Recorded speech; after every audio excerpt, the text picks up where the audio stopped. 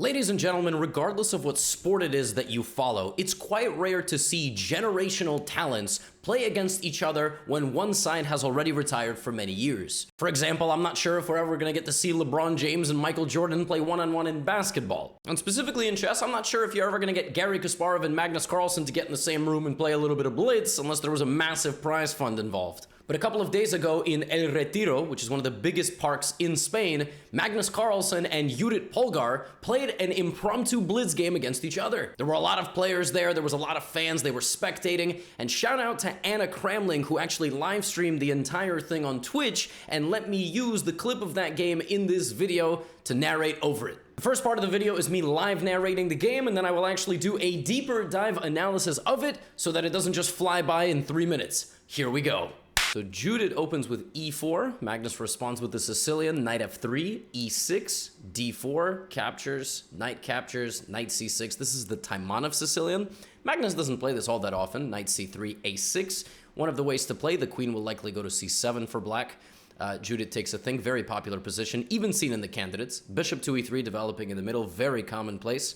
Queen c7, as I just mentioned, and queen d2, obviously indicating that long castles is coming. Magnus develops his king's knight to f6, pressuring the center. f3, very common as well. Now we have bishop e7 and long castles. Both sides so far just developing. Magnus lashes out on the queen side with the move b5. g4. Judit responds on the king side. Both sides launching an attack. Magnus removes the knight from the middle of the board and fianchettos his bishop to apply more pressure to the center. Judit attacks in the middle of the board. Where is that knight going to go? It can go to the middle with d5, but it can also capture a free pawn, and Magnus grabs it. Judit cannot capture because that light-squared bishop will capture her rook, but this capture is very dangerous for black because of Judit's next move, which is rook g1, and suddenly there is pressure down that g-file. And where is black going to castle? Is Judit going to take right away? No.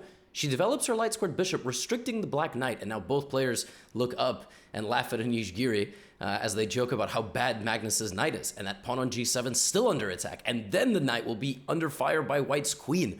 So Magnus really doesn't like his position and says, I don't really know what to do here, and retreats his bishop to its home square to defend his pawn.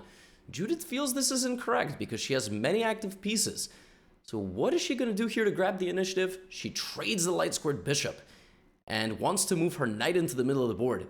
Magnus takes a look. What has he not developed yet? What can he do here? He doesn't want to trade, so he plays rook c8. But all of a sudden, folks, Judit spots bishop to b6, and the park erupts in chaos, commotion.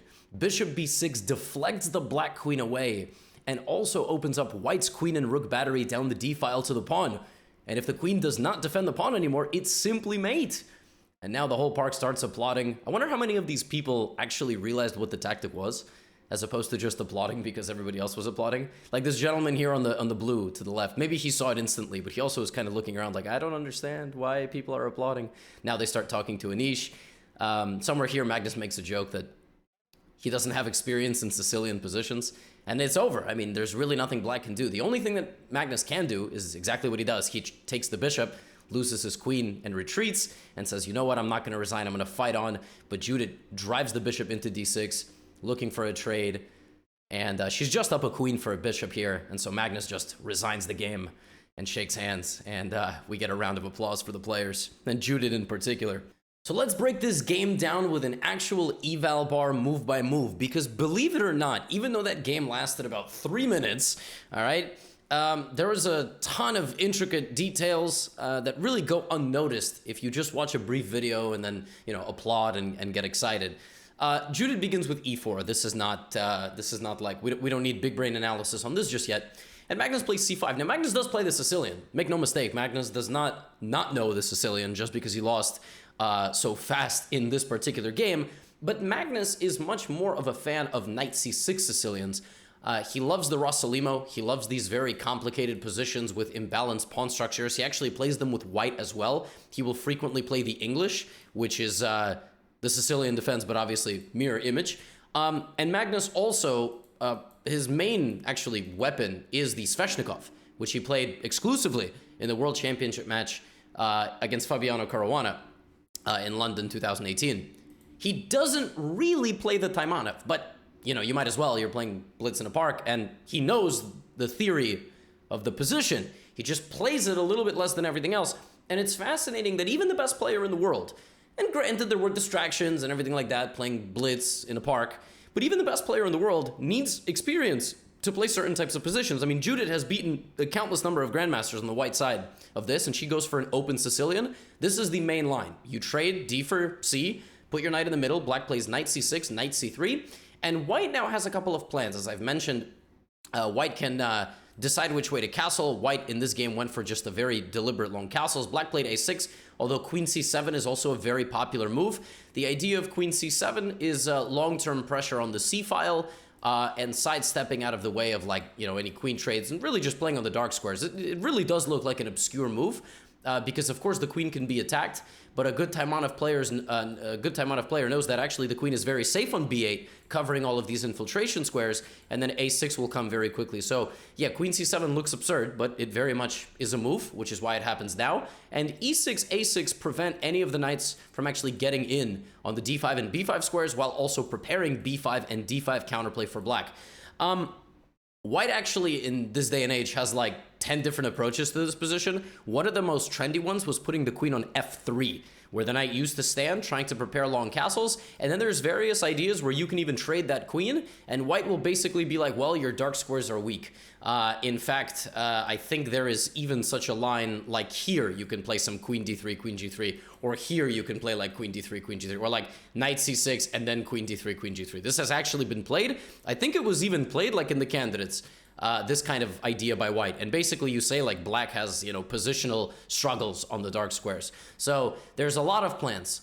Judith plays the most principled, which is bishop e3, then queen d2, and then long castles. Now this approach of playing bishop e3, queen d2, as well as the move f3, this kind of approach in the Sicilian, like if you want to play one approach against every Sicilian, you kind of can.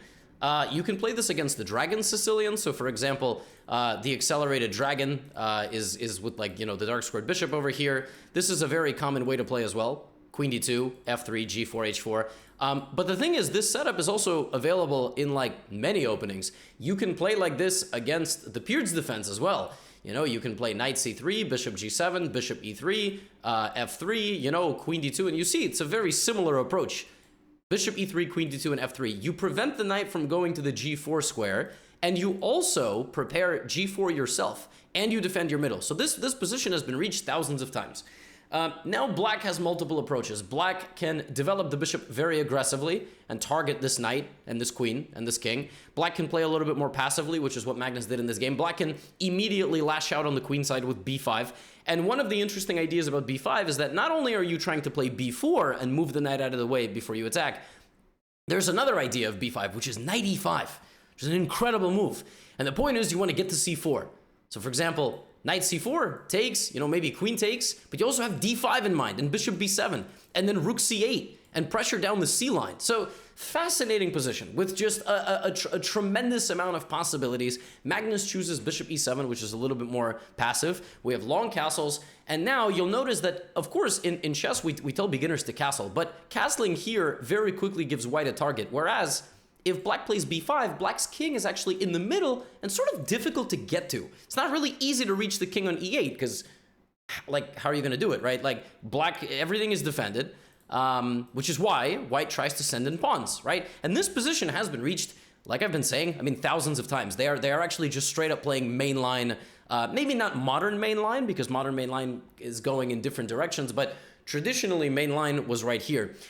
Now, you might wonder why black takes on d4 before playing bishop b7. It looks a little bit strange, like why doesn't black just play bishop b7 straight up?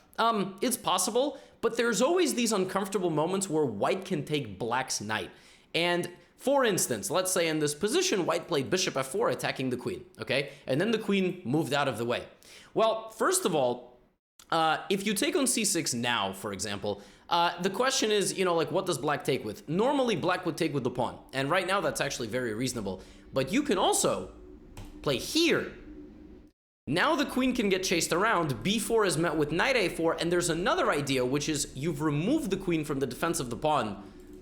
So you have ideas like g5 and e5, removing that control completely. If black's queen were to go to c8 and play a little bit more passively, this knight can reroute to another part of the board as well. But there's also ideas of just playing knight takes c6, like straight up. So for example, if the pawn no longer protects the knight, you take, and then you take this, right? So there's problems here, which is why black says, you know what? I'm gonna take your knight first. You can't do anything with that knight anymore. Where is your attack? Now, according to my database, this position at master play has been reached a couple of hundred times. And in all of those games, white either went g5 or king b1. King b1 obviously is not a scary move. It's just a preparation kind of move, defending everything. Knight will rotate backwards in case b4 comes. And g5 is a very aggressive move. g5 is obviously trying to, strand the knight over here. And now there's this amazing move by white, bishop e5, which deflects the queen from the defense of the king. But it's not checkmate, because king f8. And then if queen b7, there's bishop g5 check. It's an insane position. Completely insane position that's been reached many, many times. So that's another way of playing the position. And I think, there's been games of queen f2. Karyakin played this against Topalov in 2013, etc., etc. And leave it to Mrs. Judith Polgar, yes, Miss Judith Polgar, to Judith Polgar herself to find a move in this position that no human being has ever played. And that move is e5. That is a very interesting move. First of all, as mentioned in the video, it hangs a pawn. Like, this pawn can now be taken because the bishop laser beams this pawn to the rook. Looks like a problem. Would have been better for Magnus, though, to avoid temptation and to move into the middle. And here's why. Because white would have also probably moved into the middle. If white takes on d5, black will not be taking with the pawn. Black will be taking with the bishop and then trying to launch his own attack over here. That is going to be his idea. Judith will probably at some point play king b1, defend the pawn on f3 as well. She will do that now with bishop g2 or bishop here. But of course, she wouldn't have even taken the knight. She would have most likely gone to e4 or just ignored it, and we would have had a big battle. But Magnus can't resist. Magnus plays knight g4. And the danger of attacking, capturing a g or b pawn in any chess game is the fact that the rook will slide over. So in any time you have a free b pawn or a free g pawn you can take, if the enemy rook can immediately slide over and take direct control of that line, be very careful. Because now if black plays bishop f3, for example, attacking the rook and defending his knight, white will have gone bishop g2 or bishop e2. Of course, if you take the rook, you lose your own rook, and this is really not a position you want to get involved in. This is a very savage fork and shows you the power of the queen and her ability to see the entire board, which is why backed up. Now, the uncultured player here immediately recaptures the pawn on g7. But black will have rotated his knight to f5, activating on a powerful square, hitting this and this. Judith saw that, and rather than getting, falling for temptation herself, as Magnus did, she plays bishop d3. She could have also played bishop h3, but she had an idea of this move, which was to trade this bishop and get her knight into the d6 square, which is exactly why this happened. Now, believe it or not, here Magnus played a move, bishop f8, which Judith herself was like, what? Undeveloping the bishop? Magnus was like, I don't know what else I can do. He's actually not wrong. Magnus does not have another move. Here's the thing. If knight f5, you take it, then you take g7, the whole position falls apart. If Magnus plays g6, he loses his knight. If Magnus plays king f8, well, then he's very brave. But, we'll get this knight anyway. Maybe the knight will have to undevelop too. But this is, you can't just play chess like this, right? So he might as well play bishop f8, bishop e4. And now it was time for Magnus to begin the counterplay. He had to relax here, take a deep breath, and attack Judith's knight. Try to make it move somewhere, but he probably didn't see what was coming next. He probably just thought the knight reroutes, and black hasn't really improved his position. The computer here sees the staring contest and wants to move the bishop up one square. What the idea is beyond that, I don't know. Magnus, being a human being, wanted to activate another piece that has yet to come to the party, but unfortunately now it is +7 for white, because when this bishop moved, there was not just the idea to trade black's active piece and move the knight over here, there was also a hidden venomous bite, and that was the queen and rook battery down to b6, and now this absolutely gorgeous move completely removes the queen's ability to protect the king. If queen takes, it's simply mate. If the queen moves back, it's simply mate. So Magnus plays a couple more moves, down a queen for a piece, and decides, I'm not going to play on. There's nothing I can do here. you know, bishop takes is coming, knight here is on the way. And that is how Judith Polgar beat Magnus Carlsen in 2 minutes or 15, 16 moves. An amazing game.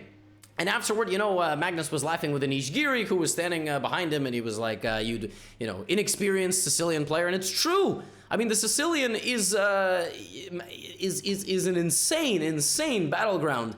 And it just goes to show you that even the greatest player in the world now, and arguably the greatest player of all time, if unfamiliar with the little nuances, and of course playing in the park and under the sun and distracted and so on and so forth, but still can absolutely get run over and by one of the best attacking players of her generation and maybe ever, Judith Polgar. She was a walking haymaker in her day. So hope you enjoyed the game. Let me know if you want me to cover any more games from live over the board, if I can find them. And I will see you in the next video. Get out of here.